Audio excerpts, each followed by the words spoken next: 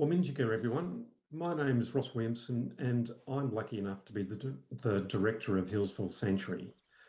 I'm on Wurundjeri Woiwurrung country and I'd like to start by acknowledging the traditional owners of this land and pay my respects to their elders both past and present and express my hopes for the elders to come.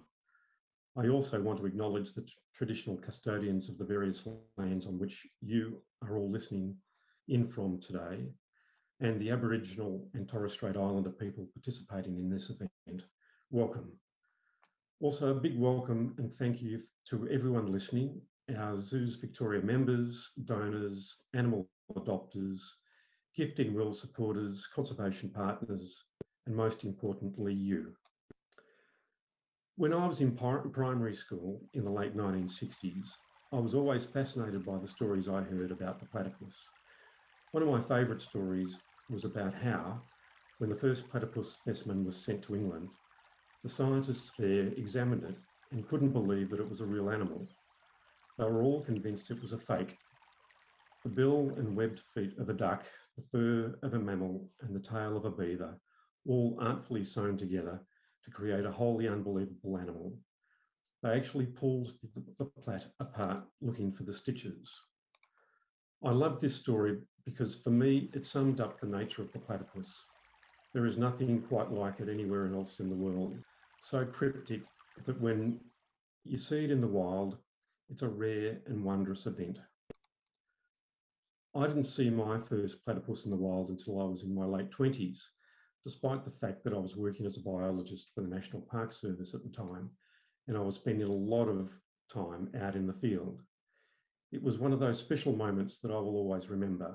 I was sitting next to a creek in northeastern Victoria at the end of a hot day of hard work, and a platypus just swam past me, busily searching for food and completely ignoring me. It took me another 20 years to see my next one in the wild, but believe it or not, I've seen 3 wild plats in the Corrandirk Creek in the sanctuary just in the last few years. I know my fascination with plats is shared by many, many people. This webinar is an opportunity for you to learn more about this wonderful animal and meet 3 very clever scientists working to discover more about this enigmatic species and to protect its future. Before we begin, don't forget that there's a question and answer section below, so please post any questions you have there and we will take about 10 minutes at the end to answer some of those questions. So to our first clever scientist, it's my great pleasure to introduce Dr. Jess Thomas. Dr. Jess is a senior plat keeper at the sanctuary and has been with us for about 15 years. And while she was with us, she did her PhD on breeding biology of platypus. Hi, Jess. You can answer a question for me. I know what plats look like and where they live. Do they make a noise? And if they do, what does it sound like? Hi, everyone. That's a great question. Well, you know, they do actually make a sound, and I have one for you here. It's not common, but have a listen to this.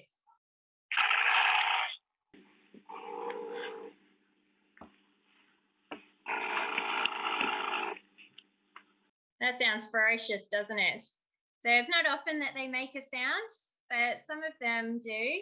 That sound actually came from this. So this is Ember, and I recorded that sound about 13 years ago now when she was just a baby. She was actually really chatty. She used to sit in her nest box all by herself and just growl away. And now that she's all grown up, she's actually really quiet. Today, I'd like to share with you all my story or my journey as to how I became a platypus keeper at Hillsville Sanctuary. So I had not long been out of uni. I had just done a Master's of Reproductive Biology, and I'd been working at the sanctuary with a few different species when I was offered a position on the platypus round. And to be honest, at the time, I thought, oh, that could be fun, but they weren't a species I'd really ever thought much about. And it was, you know, I can still remember my very first day so clearly. The keeper who was training me, he took me over to the building and he opened up one of the doors to the exhibits. And this is what greeted me. This little guy here, he came swimming right over and he climbed right up onto the landing there, very confident, and he came over to say hello. And I remember meeting him. His name's Milsom, and from that second, I was so hooked. I just thought they were the most incredible thing that I'd ever seen in my whole life. Everything from their appearance and personality and their biology. And Milsom here, he actually had quite a special story. He's really quite unique in himself. So when he was a baby, you can see he was quite small. He didn't have much fur on his body and his eyes were still closed. He was living underground in a burrow with his mum on a dam out in rural Victoria. Now, one day someone was working around the edge of the dam and they accidentally dug through the burrow and unearthed baby Milsom there. Now, I'm told that he actually picked him up and took him back to his house where his wife was and said, "Oh, look, I found a baby rabbit." And she said, "Oh, yeah, that's not a rabbit." And they brought Milsom into Hillsville Sanctuary, when we were able then to hand raise him into the very healthy adult male that we still have today. Now, Milsom here, he's just turned 18 years old, so he's becoming a little bit of an old man now, but he's still as confident as he was that very first day that I met him. Now, I have a question for everyone, so you can put your answers maybe in the comments, because I'd love to know. How would you describe a platypus to someone who has never seen one before? Because the instant I saw Milsom up close, his appearance was something that really captivated me. So you might describe the bill. So they have a bill that looks like a duck's bill, except it feels quite different because it's made out of skin.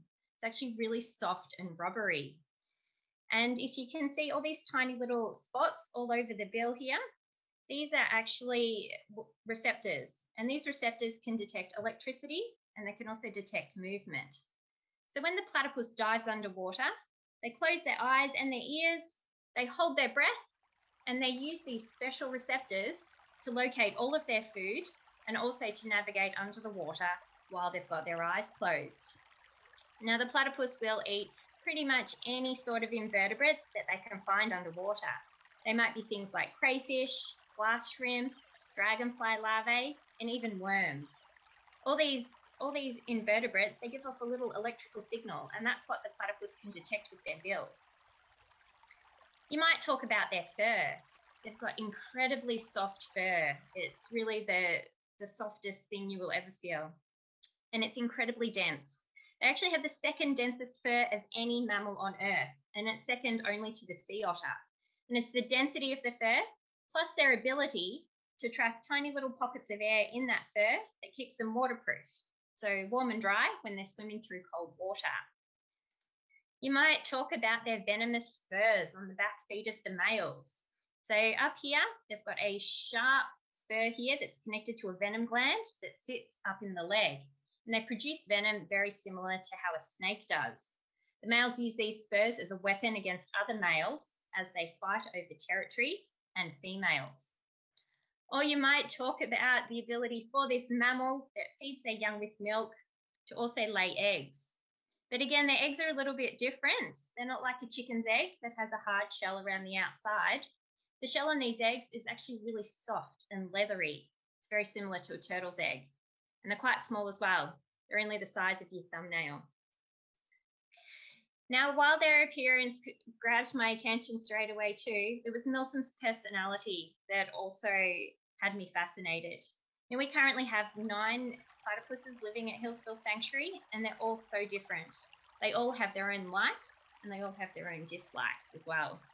Now, Milsom here, he likes crickets, he likes to eat blackworms, he likes pieces of paper bark that he can shred up into a million tiny pieces, and he also loves to pull the leaves off the branches in his tank. Now, this next clip I'm about to show you, it really summarizes to me how I see Milsom, and that is as a bit of a clown.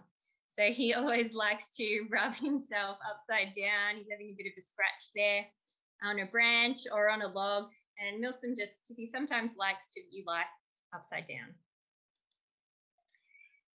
But still, I had so many questions about their biology as well, not just their appearance and personality, They're just about how they worked and so many aspects. So what I did was I started to ask the other keepers. I went to the literature and tried to do some research. And then I also went to the field biologists and asked them my questions. And it turned out there weren't answers. Nobody had been able to study these animals enough to learn things about their biology that we've known for 100 years in some other species. But then the table flipped a bit, and these field biologists, some of them with more than 30 years experience, were asking me, what happened with courtship? How did the female make the nest? What did the nest look like? How much time did she spend with her babies? And it turned out that I actually knew all these answers because I lived it every day. I got to see it all the time. So what do you do if you have all these questions? Well, you do a PhD, don't you? That's what everybody does. So I designed a PhD to collect some real data because I was in such a unique position to collect some information. And I decided to study their diet and look at how much food they ate, their breeding behavior, how they made the nest, how the mother looked after the young. And I also studied juveniles out in the wild within Corandet Creek that runs right through the sanctuary. Now, no, they don't eat pizza. And what I found out during my PhD is that the platypus will eat an enormous amount of food, and they eat even more if they're a mother. So a female platypus that's got young in her nest and she's feeding them on her milk, if she was the same size as us, she'd eat the equivalent of 53 of these pizzas every day. Like, I can't even imagine eating that amount of food. Maybe you know someone that can eat that amount of food. Let me know if you do. But they've got huge energy requirements. I also studied their breeding behavior. And what I found was that all of their behavior is in the control of the female. So in this picture here, we've got the male here, and this is the female. And what he's doing is he's biting her tail. And then she turns around and she bites his tail. And then they swim around in a circle on the top of the water, biting each other's tails. And this is how they get to know each other. The female then makes a nest. And I'm going to show you a video here of Benari, who's our mum. And she's coming in, and look at how much nesting material she's got there. And she's carrying it in her tail that she's made into a hook. Now, she'll do up to 40 of these trips to make this nest. And there she goes, disappearing underground. She then turns all of those grasses into this, a big ball woven together. And what she'll do is lay her eggs in the middle, and that's also where her young are going to stay while she goes out to feed herself before she comes back to them. Now, this next video I'm going to show you, this is really the gold. This is the highlight of my PhD. This is stuff you can't really see anywhere else, so you're in for a treat. But I am told by other people this is a little bit like when somebody shows you a picture of their ultrasound and says, hey, look at my baby, and you're like, yeah, okay, I'll say I can see it, but really I can't see anything. I understand that. I see this very clearly, but you probably can't, so I'm going to point it out for you. Here's our platypus up here, the baby. This is head, this is its bill, nostrils, and these little white patches under the eyes there. So I'm just imagining that you're all nodding, going, yes, yes, I see that now.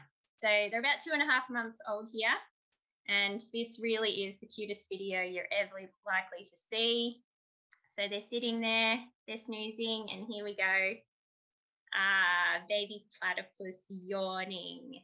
And yes, I have to use that voice every time I watch that video.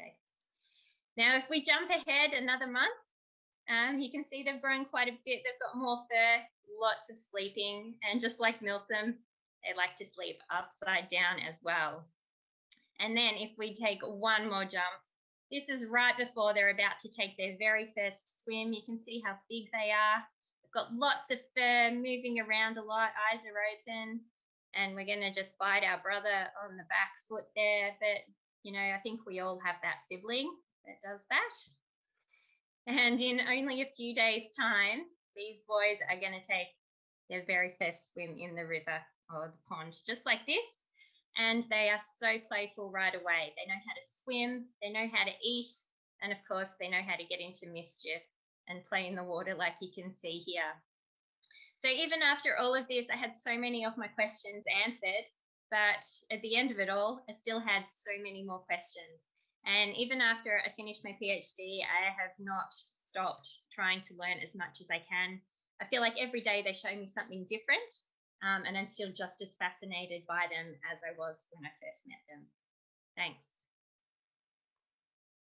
Thanks very much, Jess. That was fantastic. And it always struck me when you were giving your talks at the Sanctuary, when you'd finished your PhD, just how basic some of the stuff that you were finding out, some of the things that I just thought that we would have discovered 100 years ago were still there, ready for you to find, and just underlined how little we know about our Australian wildlife and how much there is to still learn. So our next speaker is Brendan Wintel. Brendan is Professor of Ecosystem and Forest Sciences at the University of Melbourne and the Director of the Commonwealth Threatened Species Recovery Research Hub. Brendan is also a global leader in conservation ecology and ecological modelling research focused on species conservation. Zoos Victoria is also very lucky to have Brendan as a recently appointed member of our board. So, Brendan, have you seen a platypus in the wild? Thanks, Ross, and thanks for that lovely introduction. Yes, I have seen a platypus in the wild. In fact, I'm one of the really fortunate people that gets to see platypus almost once a week in the wild. I'm privileged to be sitting on Yaitmatang country up in northeast Victoria in a little town called Midamida. It's where I've been living for the last few years. We've got a wonderful, beautifully intact freshwater creek behind us called the Snowy Creek. And I often sit down there looking up at all of the invasive privet weeds and other trees that I need to get rid of there to help restore the bush. But I'll sit down there next to the creek, and quite often we have a little platypus that has its nest about 30 or 40 metres downstream from us, and it rummages past on the surface of the water, and it's probably one of the experiences that I try and have as often as I can that just give me that incredible sense of purpose and sense of fulfillment. So yes, very lucky to live on platypus country as well as on Yaitmatang country. And before I start, I'd like to pay my respects to Yaitmatang elders past, present and emerging. So as Ross said, I'm a conservation ecologist. I basically work with people who really know stuff about species, people like Jess who really understand the biology of species, to help turn that information into a conservation story. Usually that starts with trying to understand what the major threats are, what the biggest impacts might be, and then what the opportunities are for trying to conserve the species. And so that's going to be what I'd like to talk to you about today. I'll share my screen. So the platypus really is an amazing creature, but it really is under quite a lot of threat at the moment. And there's a lot of scientists and people out there doing some great work to try and help better understand the platypus, the species itself, a little bit like the work that we've just heard about from Jess, but also people who are exploring what the opportunities are for trying to conserve this amazing and unique species. Let me take a little step back and start thinking about our platypus in the context of Australia's biodiversity. So as I'm sure you all know, Australia is a unique and megadiverse nation. We're one of the 17 megadiverse nations on the planet. Most of our species are endemic, 87% of mammals, 93% of the reptiles, 94% of the frogs, they're only found here. And of course, all of the monotremes. So we've got more species than any other developed nation, and Australia hosts 9% of global biodiversity. So everything that we do to conserve species in this nation is providing a service to future generations of people around the planet to be able to see and experience our incredible biodiversity. Let's talk about platypus. Platypus are one, fortunately, of the species that's now receiving a little bit of scientific attention compared to many of our other species, and it's not surprising. It's iconic, It's crucial to our national and cultural identity, and it is incredibly unique. On the Tree of Life, it sits out there as one of the most genetically distinct and unique species. It's really quite spectacular. I want to talk a little bit about some work done by Tennealle Hawke from the University of New South Wales under a research program that we had a couple of years ago. And Tennealle did this incredible survey into the historical literature, looking back through a program called Trove to look at historical accounts of the density and abundance of platypus locally. And you can see here that 22 platypus from the early 1800s were caught on the Yarra near Princess Bridge today. 22, imagine that.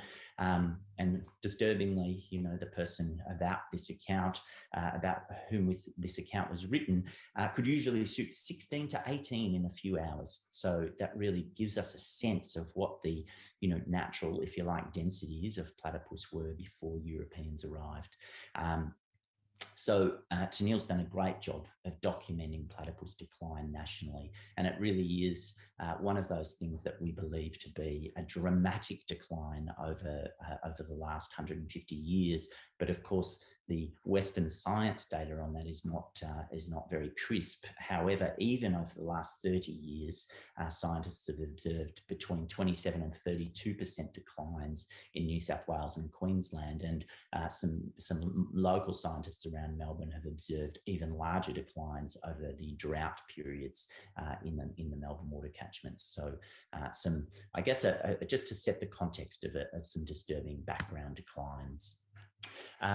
This is Gilad Bino from University of New South Wales, again, the postdoc who was working on our research project. He documented nationally the current population status of platypus, and all these little different coloured patches here are different catchments, and he's classified those catchments by the proportion of vegetation remaining in those catchments. Under that project, Gilad did a very large amount of population survey using this incredible, intricate platypus trapping and observation process that you can see there on the right-hand side of your screens. And Gilad was able to characterise, sort of for the first time, the current population status of the species.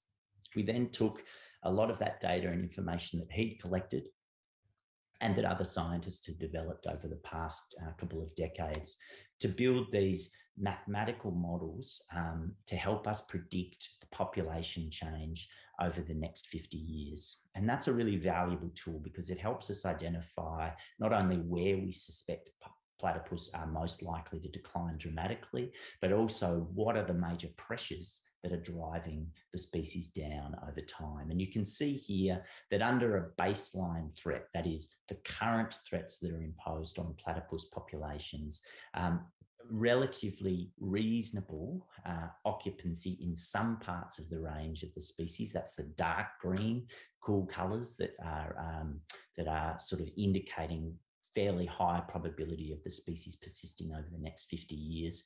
And then the lighter pinks and yellows indicate lower population occupancy than we currently have over the next 50 years. And so you can see there that a pretty significant portion of the range would be predicted to decline if you like, nothing else changed. We call that a baseline.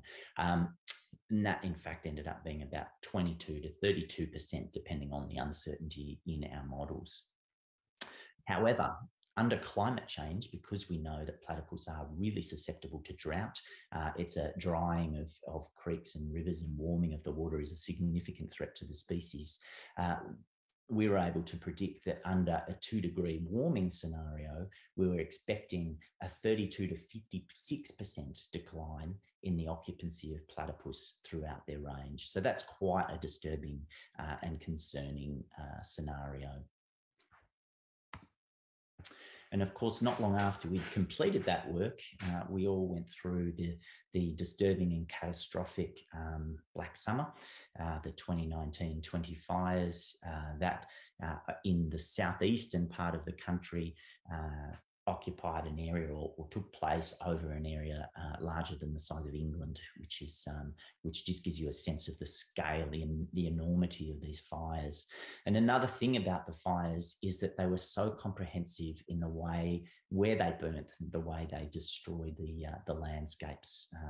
And you can see here that unlike aerial photos from a lot of other fires, there's little to no green refugia in the gullies that we would often see after fire. So these were really hot, really comprehensive fires that happened and were perhaps exacerbated by the very dry years leading up to the fires. And of course, by warming climates and more extreme heat events. And you can see here soon after the fires what a watercourse looks like in those kinds of environments. And you won't be surprised to learn that this is rubbish habitat then for platypus, silted, low food availability, really poor water quality. And so that just highlights the compounding threats that are being faced by platypus throughout their range. In fact, our friends over at CSER did some work. This is an organisation that does eDNA work, and I'll talk a bit more about that in a minute, looking at the pre-fire and post-fire occupancy of a number of survey locations throughout southeastern Australia. And you can see here in orange, they're the sites that were actually burnt in those fires, and in blue, they're the sites that weren't burnt. And so you can see a dramatic decline in the predicted occupancy of habitats that were impacted by the fires. And this is a really important and dramatic result that really confirms, I guess, what we suspected about the impact of fire and post-fire siltation on platypus in those areas. Really great bit of work by our friends over at CSER. And of course, some recent work that's come out in the very prestigious journal Science indicates that very many of these water catchments that have been impacted by drought and fire may actually take much longer to recover, even when we're actually getting a restoration of suitable rainfall in the areas, because of the regeneration and regrowth that takes up a lot of the water that's falling on those catchments. So it can be a really significant lag effect on the recovery of catchments after droughts and fires. So very many of these stories can leave us feeling a bit flat, and I think it's really important for us to reflect on the sorts of things that we can actually do as a society and as individuals to try and make a difference, to actually bend the curve on the pressures and stresses that we've been putting on our species. And so the good news is there are plenty of things that we can do. And I'm just going to run through a couple of really great modern initiatives that are occurring right now that you can get involved with to help try and make the situation better for this incredible species. So the Great Australian Platypus Search is something that's happening right now. It's a really wonderful initiative to help us try and understand better exactly what's happening in platypus populations throughout their range. It's a great initiative that involves you, the public, and primary schools and a number of other organisations to just get out there and collect small water samples from watercourses around the country, send them in, and those water samples are then analysed to try and detect the DNA of platypus in the samples. And I just think that's an incredible confluence of amazing technology that's been developed just over the last couple of years in better understanding and isolating and mapping the platypus genome, and a citizen science initiative that allows everybody to get involved in helping come to a solution. And of course, these data and information help us prosecute the case for whereabouts platypus are, increasing investment in the conservation of platypus, both public and private investment, and also getting proper recognition of the plight of platypus and how much they've been declining nationally, which is really important for getting the species listed under our threatened species legislation nationally, which they're currently not, and also to try and get international recognition through the International Union for the Conservation of Nature that also lists species that are facing significant declines. Rescue and translate Translocate is a really important strategy as part of the conservation portfolio for this platypus. It's very important for us to maintain the facilities like we have at Healesville to be able to house and look after this incredible species. And there's opportunities for actually rescuing platypus that are in environments that might be suffering long-term decline, keep them well and safe, and potentially then repatriate them back into the environment at the times when it's most appropriate.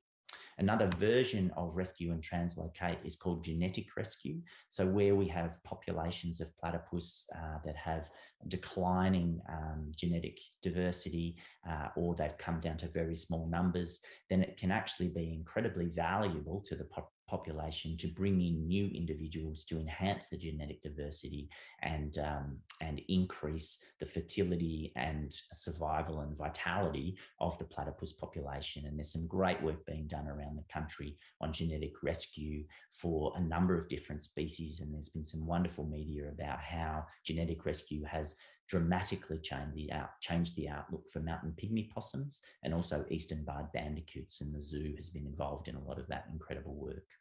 So there's a few stories about pictures of hope that I hope might start to provide some tonic to help us deal with what we currently know to be a quite serious situation for the platypus. Thanks very much for your time. Thanks, Brendan. It's amazing that how sobering the story is and how much we're starting to understand that a species that we perhaps thought was quite common and secure is really under threat. But it's terrific that we've got some hope at the end. Understanding the problem is the first step in solving it. So we'll move on to our last speaker, our last clever scientist, Dr. Latoya Jamison. Latoya is one of our wildlife detection dog officers at Zoos Victoria, and she's stationed out at the Sanctuary. And she's also a postgraduate research supervisor at La Trobe University. So as part of our Fighting Extinction program, we have a wildlife detection dog program based at Healesville Sanctuary. And Latoya, with another two scientists, have been working to develop a team of detection dogs to trial data collection for platypus and a number of other species as well. This project will be a world first, and it will help us to better understand the way that platypus live in the wild. Hi, Latoya. Jess has told us what sounds platypus make. What do they smell like? I don't think anyone has ever asked me that question before. I don't feel like my nose is quite cut up to giving a correct answer on that, but thankfully my colleagues could give you a very detailed description if only they could talk. So as Ross mentioned, I work at Zoos Victoria in our wildlife detection dog program. And at Zoos Victoria, we're really passionate about innovation. We want to keep striving to improve how we're currently protecting, monitoring, and managing our threatened species. And when we think of innovation and groundbreaking technology, we're often thinking about robots and high-tech computers. But the incredible technology that I work with is actually quite old school. We've actually been working with this technology for thousands of years and have developed such a strong bond with this technology, as you'll probably guess by now, I'm talking about dogs, that we've been able to partner with dogs for so many years, and now we can work with them in so many incredible ways. Dogs have been trained to detect a variety of different diseases, such as COVID-19 and cancers, and they can help people with disabilities get through their daily lives.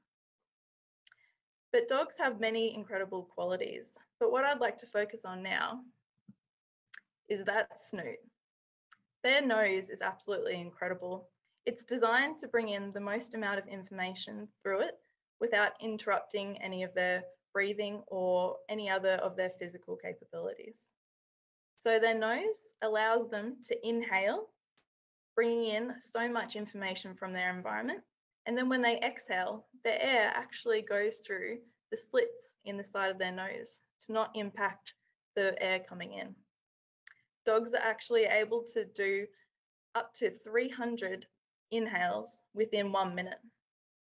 Now, please don't try this at home, because if humans were to attempt doing that, we would probably pass out. And dogs have such sensitive noses that they can detect concentrations of 1 parts per trillion. But what does that even mean? It equates to detecting 1 drop of liquid within 20 Olympic-sized swimming pools, which is pretty incredible. So I work with some very special dogs that are classed as wildlife detection dogs. And these dogs aren't the ones that you might be seeing in the airport trying to smell out potentially smuggled wildlife. Our dogs are typically out in the field, helping us detect live animals and also evidence of their presence.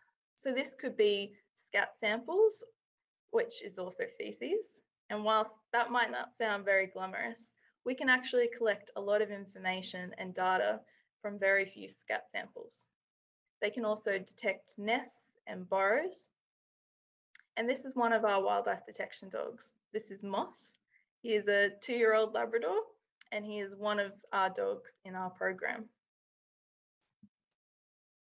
And we love partnering with wildlife detection dogs because they have many incredible benefits.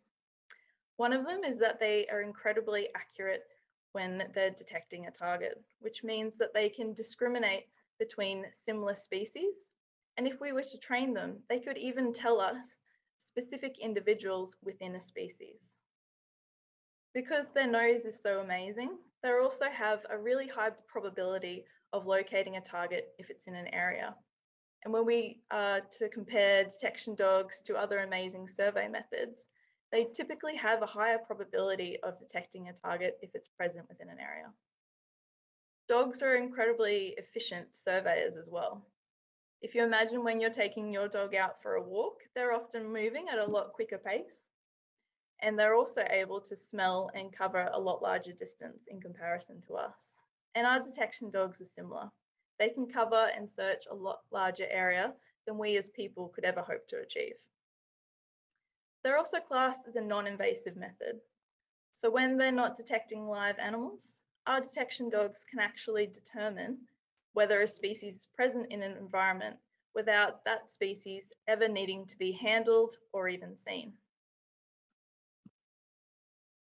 So we know detection dogs have had great success detecting species such as koalas high up in the trees, killer whales out in our oceans, and even butterfly larvae, which is absolutely tiny amongst a variety of vegetations.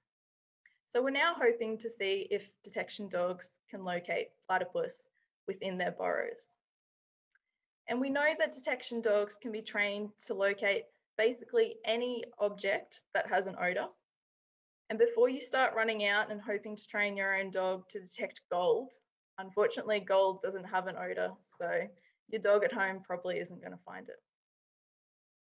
So this trial that we're hoping to begin with platypus detection dogs will assist not only in data collection for platypus, but it will also help with our understanding of detection dogs.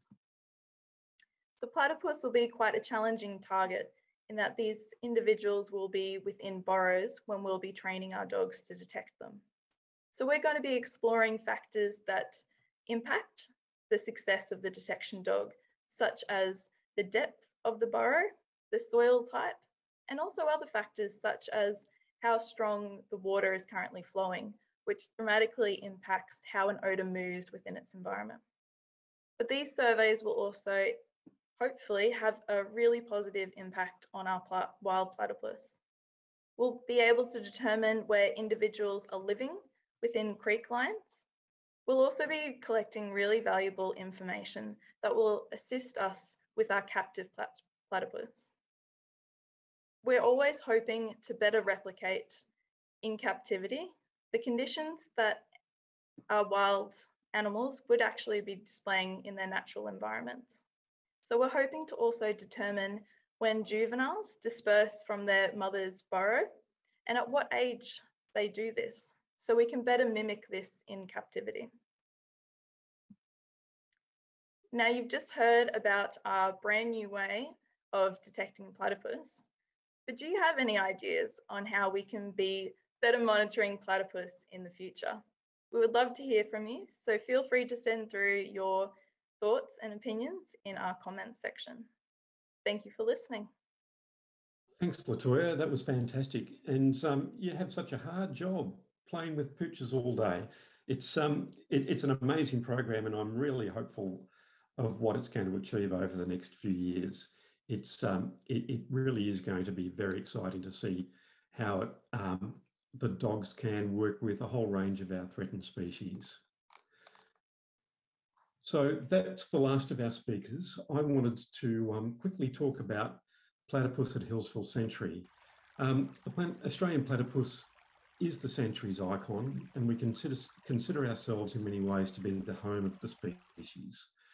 Sir Colin Mackenzie, who established the sanctuary in the 1920s, studied platypus, and it was here in 1943 that David Flay bred them for the first time in captivity. We've been caring for and studying platypus ever since Sir Colin started the sanctuary, and for many people, the sanctuary is where they first came to learn about this unique animal. We want to restore the platypus to its iconic position in the sanctuary, and by doing so, confirm the sanctuary as a centre for the conservation of the species and help ensure that it survives and thrives into the future. Our vision is across three areas. The catastrophic droughts and bushfires southeastern Australia has experienced over the last 20 years has shown us that we can't rely on platypus to look after themselves entirely. During the 2019 and 2020 Black Summer, we were asked by Tidbinbilla to look after some platypus displaced by the drought and further threatened by the bushfires. Although we had the knowledge and skills to do this, we didn't have the facilities to properly care for these animals, and unfortunately we had to say no. We are going to create these facilities to ensure that we have the capacity to respond to future requests when the next emergency inevitably occurs. With the climate crisis, this is really a matter of when and not if. These facilities will also enable us to better care for injured and orphaned plats that come to our wildlife hospital. We've already committed donations from the Bushfire Fund to start this work. The sanctuary has also brought people and platypus together since 1934. Our vision is to continue this work, connecting people with plats, showing the community the conservation challenges the species face, and empower people to take action to protect them. Our beautiful world of platypus and Tales of Platypus Creek buildings are rapidly ageing, and it's becoming harder to bring the platypus to our visitors in an engaging way that also meets our growing understanding of the animal's welfare and biological needs. We want to reimagine how we connect platypus and people, knowing that the sanctuary may be the only opportunity that many visitors ever have of seeing and understanding a platypus. We also want to expand our conservation research on the species. We need to rebuild our existing facilities and increase our staff capacity. This will enable us to undertake the fundamental research into the biology and behaviour of the platypus so that we can all take the necessary actions to protect this species in the wild for future generations. Being the first to understand their life history, to hold and then breed them, the sanctuary has a very strong connection to platypus. We're determined to continue to make great contributions to the understanding and conservation of this unique Australian species. With people like you have heard from tonight, and also the interest and support of the community behind us, like all of you tuning in today, we're in a wonderful position to achieve these goals. So we've been having some great questions coming through tonight, and we're going to try and answer as many of those as we can. But before we welcome our panellists back on screen for the question and answer, we have a video that we want to share with you featuring Latoya and one of the stars of our detection dog team, Moss. Moss is approximately 14 months, So he's still just a puppy, he's just in a big boy body.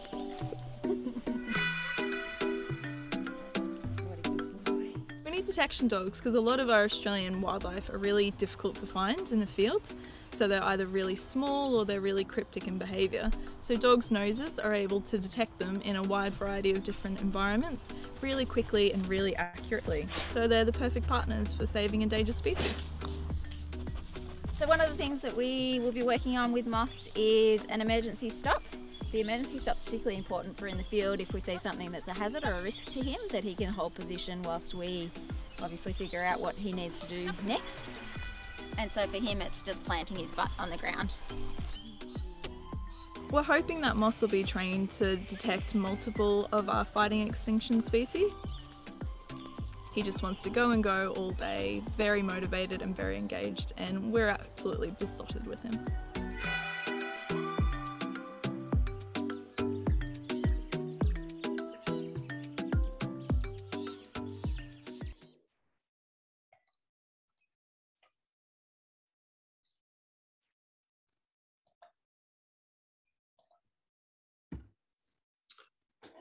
Okay, so we've been having some great questions come through to us tonight, and we'll try and get through as many as we possibly can.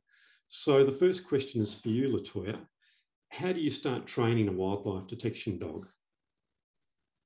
That's a great question.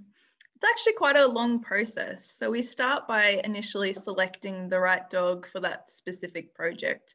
So like us, each dog has their different strengths and skills.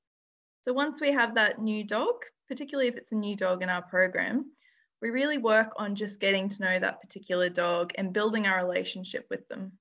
Developing that really strong bond is not only important for the dog's welfare, but also their working performance. So we know that the better relationship you have with your dog, the better that they're going to perform when working in the field. And we do this by playing with them a lot, taking them on adventures and just having a great time with them. And then when we are in those early phases and I guess having those adventures with our dogs, that's when we're training a lot of our field safety behaviours. So like you just saw in that video with Moss, when we first got him, a lot of the focus was just on ensuring that he has the skills to work in a variety of environments really safely. So we work on his emergency stops and his recalls. And from there, we begin their scent detection work. So scent detection for a dog is basically a big game. They don't see it as a job per se. It's just, I get to find a smell and then magically food and a toy or whatever the dog's motivated by just appears. So we work by presenting them with a specific odor, for example, platypus. And then once they've smelt it, they get a reward. And then from there, we train alert behavior. And this alert behavior tells us that they have found the smell. So the alert behavior that we train for our dogs is sit and stare. So you would have seen in the presentation Moss sitting and staring at something, and that's him saying that he's found broadtooth rat scat. And once they have that understanding of this smell equals their reward, we just gradually increase the complexity of the searches, including complex habitats and also the areas that they're searching. That's fantastic, Latoya. You make it sound very, very easy. The next question is for you, Brendan. What's the one thing we should do to try and stop the decline of platypus? Oh, good question, Ross. Sort of a $1 million question, really, for conservation. And I'm going to give you my answer, one of my colleagues' answers, and then another answer that I think is really important. My answer is, wouldn't it be great if we could convince our Prime Minister to make meaningful commitments to reduce carbon emissions and control climate change? Because as our climate warms, the habitats, particularly on the western side of the divide, are warming. The water warms, it's more prone to algal blooms. You get reduced food and oxygen in the water, and that's really bad for platypus. So we're seeing declines relating to warming, and we don't want to see any more of that because that spells, disaster for platypus. But that's not something we can all do very easily. We rely on people in power to do that. We can go out and join friends of groups and partake take in river restoration and looking after river habitats, because the more vegetation that we can get around rivers, the more healthy they are. They tend to be cooler water. It's better for the food for platypus. It's better habitat. And so restoring rivers and restoring habitats is a really basic way that we can help platypus, and you can get involved in doing that through citizen groups and groups like Friends of Mary Creek.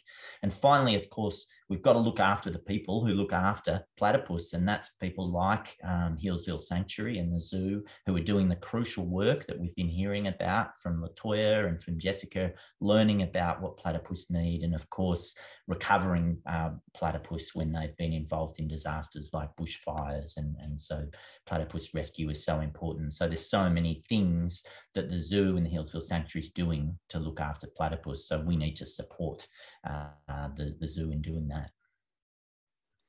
Thanks, Brendan. It's great to remember just every person can make a contribution to conservation. So you don't have to be a scientist, you don't have to have a DR in front of your name. Anybody can step in and step up. It's fantastic. Next question for you, Jess. Somebody just was fascinated to hear about your PhD research and wants to know what you're working on now. Well, I've got lots of things in the pipeline, I guess. I do like to be busy. So Latoya and I do have the detection dog project that we are working on.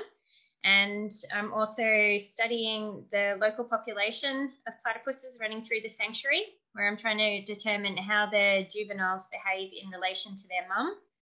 I am also studying the complexity of the habitat of those wild animals. And by complexity, I mean looking at the amount of space they use, how many still ponds that are large, how many small ponds, riffles, runs, vegetation cover along the bank. And the reason I want to get some data around this is so that when we are designing these new exhibits and new facilities, we can actually design them based on what we're seeing in the wild, because at the moment we don't have that information. And I've got lots of things in the pipeline. I'm also continuing to study the breeding population that we currently hold, because every year the breeding animals show me something new and different about their behaviour, about the way they build a nest, and about how they rear their young. So there's still lots of questions that I have. Thanks, Jess. Okay, another one for you, Latoya. Is there a certain breed of dog that you use, or is it a variety of different species, of different types? We get this question a lot. We don't have a specific breed or type of dog that we prefer. We're actually looking for more specific traits within individuals. So these are both behavioural and physical. So we like, firstly, dogs that are very athletic, they're very agile and can traverse a wide variety of habitats. And behaviour-wise, we really want those dogs that are really highly motivated for food or toys and want to do almost anything for it. So kind of picture your dog at home that's scaling tables and God knows what just to get their tennis ball, and is quite happy to do that all day. And we also want dogs that are really safe and reliable around wildlife. So of course we put a lot of training into the dogs to make sure that they are safe, but we selected dogs that are less likely to be motivated to chase animals. And we also want dogs that just love working with people and quite happily go into the bush all day with their person and get a lot out of just from that experience. So that specific individual can be found within basically any breed.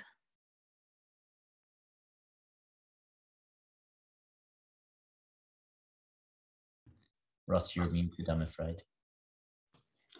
I didn't press it hard enough.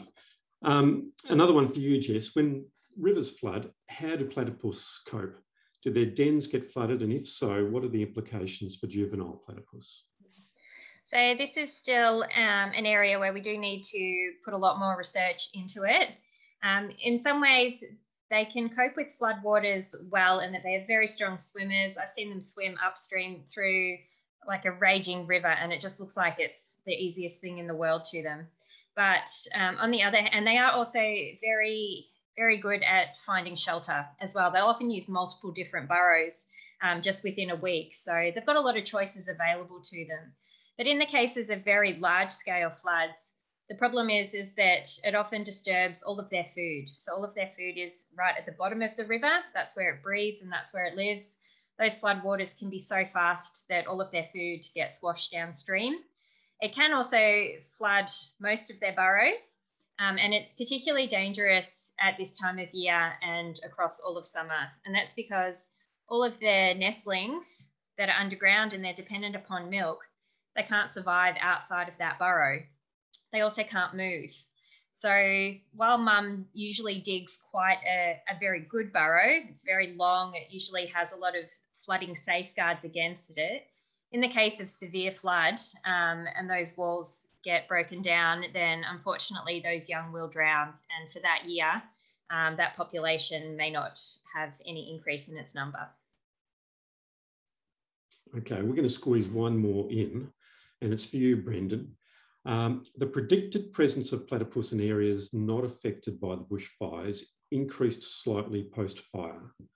Would this be the result of platypus moving from an area affected by the bushfires to an unaffected area?